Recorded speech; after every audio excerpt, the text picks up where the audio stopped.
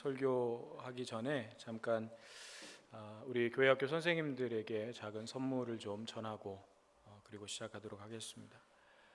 우리 어버이 주일이지만 또한 스승의 주일인데 우리 교회가 그동안 스승의 주일을 따로 이렇게 예배 시간에 공식적으로 한 적은 없어요.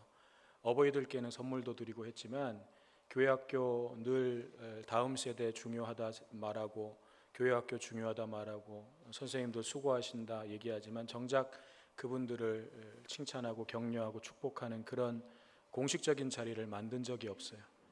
그래서 오늘은 그분들께 작은 감사의 마음이라도 전하기 위해서 이 시간 잠깐 선물을 전하고 말씀 전하도록 하겠습니다. 우리 유치부 또 어린이부 청소년부 선생님들 대표 한 분씩 앞으로 좀 나와 주시기 바랍니다.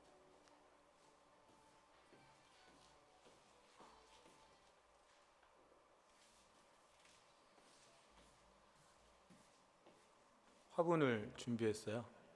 왜냐하면 아이들을 양육하시는 분이니까 잘 양육해 달라는 의미로.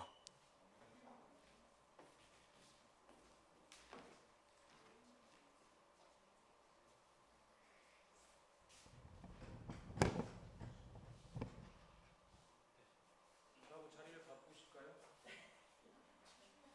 앞쪽을 보시고. 우리 선생님들, 우리 성호교회 다음 세대들을 위해서 늘 애쓰고 수고해 주셔서 정말 감사합니다.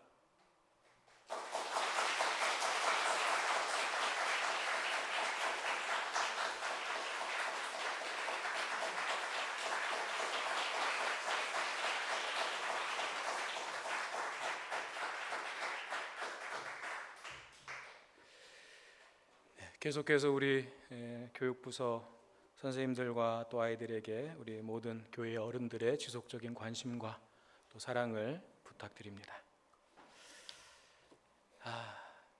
지난 주일에 우리가 함께 나눴던 내용이 뭐였냐면 이스라엘 백성들이 신광야를 떠나서 르비딤이라고 하는 당시에 아주 크고 유명한 오아시스가 있었던 그 르비딤으로 이제 옮겨가는 그런 내용이었습니다. 잔뜩 기대를 하고 갔겠죠. 그런데 막상 딱 도착해 보니까 상황이 어때요? 물이 없어요. 유명하다며, 그렇게 크다며, 물이 그렇게 좋다며. 그런데 와서 보니까 물이 없어요. 그래서 이스라엘 백성들은 마라의 쓴물대 사건보다도 더 격앙되어 가지고 그때처럼 또다시 모세와 하나님을 향해서 원망하고 불평하기 시작했습니다. 내가 계획해가지고 내 뜻대로 온 거였으면 억울하지는 않아요. 그런데 하나님의 인도하심에 따라서 명령에 따라서 순종하면서 온 결과가 물이 없는 르비딤이었다라고 하는 것은 참으로 우리가 받아들이기가 힘든 상황이고 우리의 마음이 더 크게 낙심이 되고 실망이 되는 그런 상황이 되는 거죠. 그런데 이 상황이 이스라엘 백성들에게는 비슷한 상황의 반복이었어요. 그죠? 마라의 쓴물 사건 때도 물 문제가 있었고 르비딤에서도 지금 물 문제가 또 발생한 것이고 이렇게 뭔가 비슷한 문제들이 반복되는 것에는 어떤 의미가 들어 있었습니까? 이스라엘 백성들에게 하나님께서 시험 문제를 반복해서 출제하는 거였어요. 비슷한 유형의 시험 문제를 또다시 출제하시는 거였어요. 왜요? 이스라엘 백성들이 마라에서 그 문제에 대한 답을 못 썼기 때문에, 오답을 썼기 때문에. 그래서 문제를 잘 못 풀었으니까 하나님께서는 이제 다시 또 비슷한 문제를 내셔서 하나님이 원하시는 답을 찾고 그 답을 이스라엘이 쓸 수 있도록 하시기 위해서 같은 시험 문제를 또 내시는 거예요. 하지만 이스라엘은 이번에도 마라 때와 마찬가지로 원망과 불평이라고 하는 오답을 썼습니다. 엄밀하게 보면 그때보다 더 형편없는 답을 썼어요. 왜냐하면 마라 때는 그냥 원망하고 불평하는 정도였는데 이번에 르비딤에서는 어때요? 모세와 다투었어요. 모세 멱살 잡고 모세가 느끼기에는 좀 있으면 이 사람들이 자기를 돌로 쳐 죽일 것 같이 그렇게 막 씩씩대면서 막 분노하고 있는 이스라엘 백성들, 그 험악한 분위기. 그러니까 마라 때보다 사실은 더 형편없는 답을 쓰고 있는 거죠. 그래서 하나님께서는 르비딤을 마사 또는 무리바라고 부르게 하셨어요. 그것은 하나님을 시험하고 하나님과 다투었다라고 하는 어떤 의미가 담겨져 있는 부끄러운 이름이었죠. 말하자면 이스라엘 백성들의 오답 노트였습니다. 근데 그렇게 하게 하신 것은 부끄럽게 하시려고 너 이런 것도 틀렸지 하고 그렇게 부끄럽게 하시려는 것이 아니라 그것을 통해서 다음에는 그 문제를 틀리지 않도록, 그 문제가 다음에 또 출제되면 그때는 답을 잘 쓸 수 있도록 하나님께서 그렇게 이스라엘 백성들을 사랑하셨던 그 사랑이 담겨져 있는 이름이기도 한 것이고, 또 이스라엘에게 베푸시는 긍휼, 하나님의 은혜, 이게 담겨져 있는 이름이기도 한 거예요. 자, 이제 오늘은 이렇게 또다시 같은 오답을 되풀이해서 쓰고 있는 이스라엘 백성들을 하나님께서 어떻게 하셨는가? 정말 하나님 입장에서 우리가 만약에 생각해 본다 그러면 얼마나 화가 나는 일입니까? 그렇게 지금 여기까지 인도에 오는 동안 하나님이 어떻게 은혜를 베푸셨습니까? 얼마나 많은 역사들을 보여주셨습니까? 그럼에도 불구하고 또 이러고 있으면 얼마나 속이 타고 열받는 일이에요. 하나님이 이스라엘 백성들을 어떻게 하셨는가 함께 좀 살펴보면서 은혜를 나누고자 합니다. 자, 백성들의 그 험악한 분위기 속에서 모세가 기도했습니다. 그래서 하나님께서 응답을 하셨는데 5절 6절 말씀이죠. 오늘은 이 5절 6절 말씀을 중심으로 우리가 함께 좀 살펴볼 겁니다. 자, 5절 6절에 이렇게 말씀하셨어요. 여호와께서 모세에게 이르시되 백성 앞을 지나서 이스라엘 장로들을 데리고 나일강을 치던 내 지팡이를 손에 잡고 가라. 내가 호렙산에 있는 그 반석 위 거기서 내 앞에 서리니 너는 그 반석을 치라. 그것에서 물이 나오리니 백성이 마시리라. 자, 하나님께서는 놀랍게도 이렇게 불평과 원망을 반복하면서 하나님을 시험하고 있는 이스라엘 백성들, 불평과 원망을 반복해서 한다는 거 하나님 시험하는 거죠. 그래서 이 17장에서는 오히려 하나님이 계신가 안 계신가 막 이렇게 생각할 정도로 사실 하나님을 시험했던 이스라엘 백성들이에요. 그런데 그런 이스라엘 백성들을 향해서 하나님은 노하시거나 책망하시지 않으십니다. 마라에서도 그랬고 신광야에서도 그랬고 오늘 르비딤에서도 하나님께서는 이스라엘 백성들에게 물을 주십니다. 먹을 것을 주십니다. 은혜를 베푸십니다. 왜 그렇습니까? 아직 이스라엘 백성들의 믿음의 수준이 거기까지라는 걸 하나님께서 아시기 때문에 그래요. 이스라엘 백성들이 연단받고 훈련받고 이제 그 믿음이 계속해서 성장해 가야 되는데 아직은 이스라엘 백성들의 믿음이 거기까지라는 걸 하나님도 아시기 때문에 막 책망하고 징계하시는 것이 아니라 또 은혜를 베푸시는 거예요. 하나님은 항상 맞춤형으로 훈련하십니다. 그래서 우리가 하나님의 연단과 훈련이라고 하는 것을 막연하게 두려워할 게 아니에요. 우리는 그 무슨 하나님의 연단, 시험 이러면 막 내 삶에 막 무슨 우환이 생기고 막 큰일이 나고 막 이런 거 생각하지만 여러분, 하나님은 우리가 감당할 시험만 주시는 거예요. 우리를 정확하게 아시기 때문에 하나님께서 연단하시는 것은 우리에게 가장 정확한 그 수준에서 하나님 우리를 훈련하십니다. 그래서 우리가 막연히 그런 것들을 두려워할 필요가 없어요.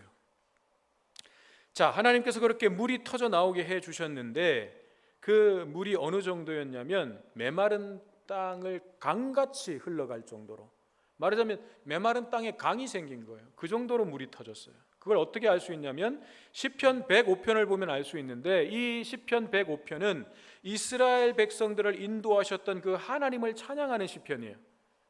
그 내용 중에 40절 41절에 보면 이렇게 말씀하고 있습니다. 그들이 구한즉 메추라기를 가져오시고 또 하늘의 양식으로 그들을 만족하게 하셨도다. 반석을 여신즉 물이 흘러나와 마른 땅에 강같이 흘렀으니, 반석을 여신즉 물이 흘러나와 마른 땅에 강같이 흘렀다고 말씀하고 있습니다.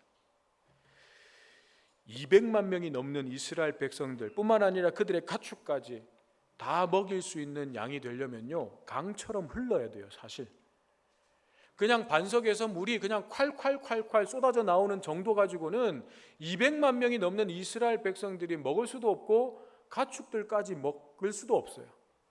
반석에서 물이 터져 나오는 게 순식간에 강을 이룰 정도로 물이 터져 나와야 가능한 거예요. 그런데 그렇게 하셨다는 거예요.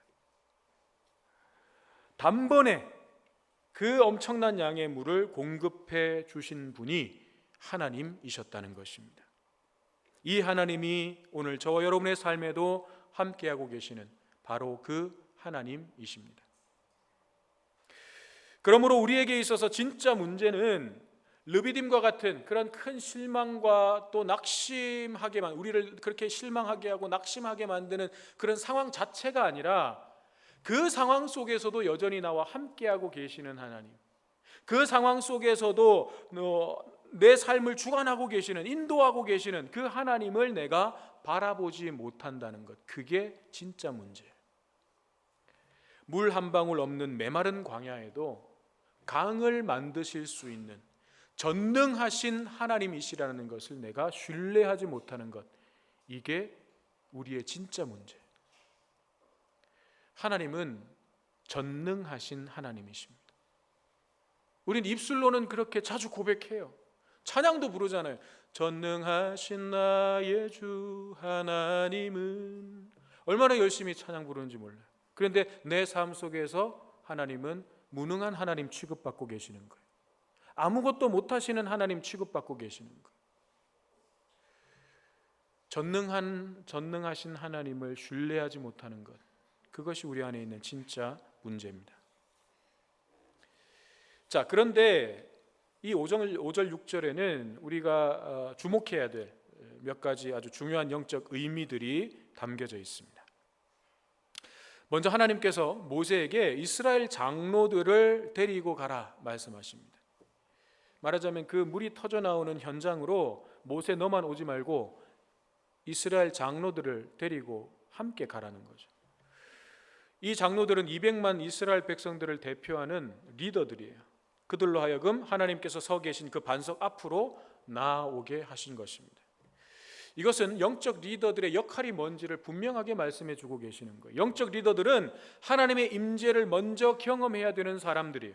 하나님의 역사하심을 먼저 경험해야 되는 사람들이에요. 하나님의 은혜를 먼저 공급받아야 되는 사람들이에요. 그리고 그 은혜를 백성들 속으로 들어가서 증거하고 전하는 사람들, 그것이 바로 영적 리더들이 해야 되는 역할이고, 그런 사람들이 영적 리더들이에요.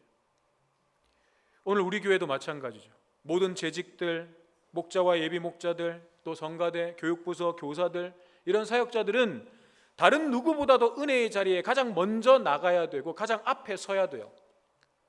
그래서 내가 먼저 하나님의 은혜로, 말씀으로 충만해야 돼요. 그리고 그것을 성도들에게, 목장 식구들에게, 아이들에게 전하고 나누고 증거해야 되는 것입니다. 영적 리더들은요, 내가 가본 은혜만큼 다른 사람들을 이끌어갈 수 있어요. 내가 깨닫고 경험하고 아는 그 은혜의 깊이만큼 이끌어갈 수 있는 거예요. 그래서 영적 리더들은 날마다 누구보다 먼저 하나님 앞에 서야 되고, 누구보다 열심히 하나님의 말씀 앞에 서야 되고, 하나님 앞에 기도해야 되고, 하나님의 은혜를 공급받는 사람들이 되어야 하는 것입니다. 우리 성호교회 모든 사역자들이 이런 영적 리더들이 되시기를 주님의 이름으로 축복합니다. 다음으로 하나님께서는 모세에게 그냥 지팡이를 손에 잡고 가라 하신 것이 아니라 나일강을 치던 내 지팡이를 손에 잡고 가라 말씀하십니다. 왜 이렇게 말씀하는 것인가? 나일강은 애굽의 젖줄이었습니다. 그런데 그 나일강을 모세가 지팡이로 쳤을 때 피로 변했습니다. 그리고 10가지 재앙이 거기서부터 이제 시작됐습니다. 모세의 지팡이를 통해서 하나님은 애굽을 굴복하게 하셨고, 또 홍해를 가르기도 하셨고 다치기도 하셨습니다. 홍해 바다를 여시기도 하시고 닫혀지게도 하신 것이 바로 모세의 지팡이를 통해서 하신 것이었습니다. 즉 하나님께서는 출애굽의 그 놀라운 기적의 역사를 모세에게 다시 한번 상기시켜주고 계시는 거예요. 그걸 기억하라는 거예요.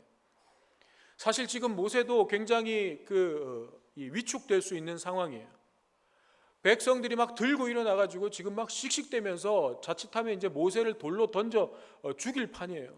그런 험악한 분위기가 만들어지고 있는 상황 속에서 모세도 스스로 위축될 수 있습니다. 그래서 하나님께서는 모세에게 너의 지팡이를, 나일강을 치던 너의 지팡이를 들고 가라. 그 보잘것없는 지팡이에 나의 능력이 임했을 때 어떤 기적의 역사가 일어나는지를 기억하라. 그렇게 말씀해 주시는 거예요. 하나님께서 어떻게 역사하셨고 어떤 은혜를 베푸셨는지를 기억하라는 것입니다. 우리의 삶에 르비딤과 같은 그런 고난과 어려움이 찾아올 때 사탄은 우리로 하여금 은혜의 기억을 망각하게 만듭니다. 잊어버리게 만들어요. 하나님의 함께하심과 역사하심 의심하게 만듭니다. 여러분, 이스라엘 백성들이요, 이날 이렇게 지금 물이 없다고 원망하고 불평하는 그날 아침에도 만나를 먹었어요. 그날 아침에도 하나님께서 내려주신 만나를 먹었다고요. 그런데 목이 말라지니까 그건 또 까맣게 잊어버리고 하나님 앞에 원망하고 불평하고 있는 거죠. 그러나 우리는 그런 때일수록 하나님께서 내게 베푸셨던 은혜를 기억해야 됩니다. 그 은혜의 기억들을 떠올리고 그걸 기억해야 돼요. 하나님께서 나를 어떻게 사랑하셨고 어떻게 인도하셨는지를 기억해야 됩니다. 그리고 그 하나님이 바로 오늘 지금도 나와 함께하고 계시고 내 삶을 인도하신다는 것을 믿어야 돼요. 그래서 하나님께서 내게 주실 은혜의 역사를 기대할 수 있어야 돼요. 하나님이 베푸셨던 은혜를 기억하고 그렇기 때문에 그 하나님이 오늘도 나와 함께하고 계심을 믿어야 되고 그 믿음이 있기 때문에 어떤 상황 속에서도 하나님이 내게 주실 은혜의 역사를 기대할 수 있는 거예요. 그것이 진정한 하나님의 자녀들, 하나님의 백성들이 가져야 될 믿음의 모습이에요. 우리 안에 그런 모습들이 좀 드러날 수 있어야 하는 것입니다. 자, 그렇게 지팡이를 손에 잡은 모세에게 하나님께서 이제 손에 들고 있는 지팡이로 반석을 치라고 하셨는데 그러면 반석에서 물이 터져서 나오게 될 거다. 그런데 사실 이 지팡이로 쳐야 되는 건 이스라엘 백성들이었어요. 계속해서 하나님을 신뢰하지 못하고 원망하고 불평하는 이스라엘 백성들을 모세의 지팡이를 통해서 치시는 것이 오히려 합당한 상황인 거죠. 저 같았으면 그 지팡이 그렇게 사용하시지 않고 모세에게 이스라엘 장로들 나오게 하라고 하신 것도 그렇게 은혜를 보여주시려고가 아니고, 자, 그 지팡이 가지고 장로들의 곤장을 쳐라, 이렇게 되는 거죠. 상황이. 아니, 하나님이 그렇게 은혜를 주시고 그렇게 경험하게 해주셔도 또 불평하고 또 원망하고 이제는 하나님이 계신가 안 계신가 막 이러고 있는 이스라엘 백성들은 오히려 그 모세의 지팡이를 통해서 이스라엘을 치라고 명령하시는 게 더 합당한 상황이었죠. 그러나 하나님께서는 반석을 치라고 말씀하셨어요. 그런데 반석을 치라는 말씀보다 훨씬 더 중요한 말씀이 있어요. 그건 그 앞에 있는 내 앞에 서리니라고 하는 말씀이에요. 여러분, 이 말씀이 얼마나 놀라운 말씀인가 하면 이 말을 히브리어 원어적 의미로 해석하면 이런 말이 되는 거예요. 종이 섬기기 위해서 서 있는 것을 의미해요.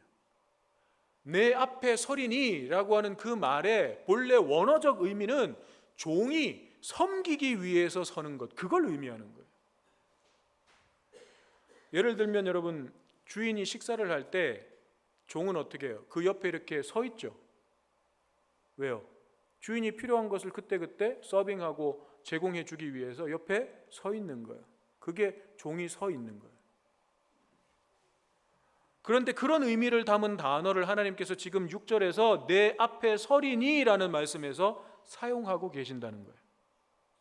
다시 말해서 내가 너희들을 섬기기 위해서 종의 자세로 거기 서 있겠다라고 말씀하고 있는 겁니다. 여러분, 이게 말이 되는 말입니까? 이게 말이 안 되죠. 어떻게 하나님이 종의 모습으로 그곳에 서시겠다는 거예요? 어떻게 하나님이 섬기시겠다고 거기 서신단 말입니까? 이거 말이 안 되는 거죠. 여러분, 하나님이 섬기시는 하나님이라고 하는 말 자체가 우리 안에 거부감이 일어난다면요, 그건 무슨 말인가 하면 하나님은 높임과 영광을 받으셔야 되는 분인데 나도 그렇게 되고 싶은 거예요. 하나님이 그렇게 높으신 분이고 그분은 당연히 높임을 받아야 되는 분이고, 그런데 그분이 낮아지시고 섬기시고 종의 모습으로 서는 게 영 불편하게 느껴지는 건요, 나도 뭔가 그렇게 높임을 받고 싶고 영광을 받고 싶은데 하나님이 낮아져 버리시면 나는 어떻게 하라는 거예요? 그래서 우리 마음이 불편해지는 거예요. 그런데 하나님은 아무렇지도 않게 나는 내 앞에 종의 모습으로 서겠다 말씀하시는 거예요.